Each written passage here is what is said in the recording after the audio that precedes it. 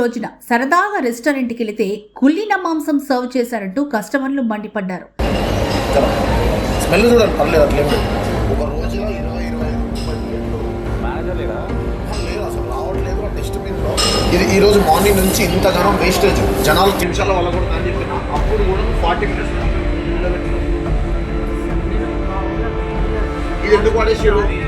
అవన్నీ బయట ఉన్నాయి, దానికి ఒక ముక్క తిని పడేసినాయి.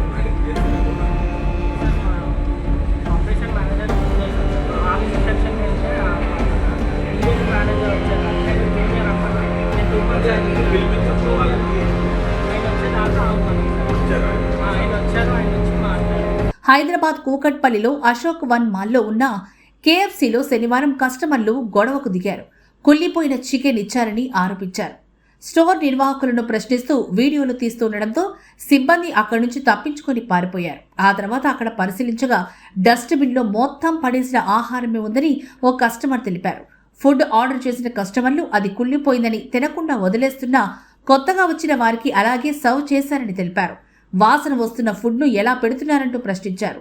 చిన్నపిల్లలు తెలియక తింటే ప్రాణాలు పోతాయి కదా అంటూ ఆవేదన వ్యక్తం చేశారు. ఈ రోజు మార్నింగ్ నుంచి ఇంతగానో వేస్టేజ్, జనాలు తినకుండా పాడేసి. ఫుడ్ సేఫ్టీ అధికారులు చర్యలు తీసుకోవాలని బాధితులు కోరారు. ప్రజల ఆరోగ్యంతో చెలగాటమాడుతున్న ఇలాంటి నిర్వాహకులపై కఠిన చర్యలు తీసుకోవాలని డిమాండ్ చేశారు.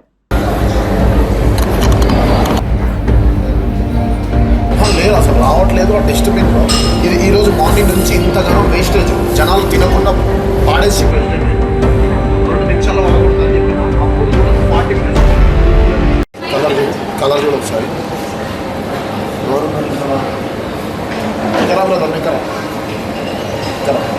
స్మెల్ చూడండి, పర్లేదు, అట్లేం లేదు.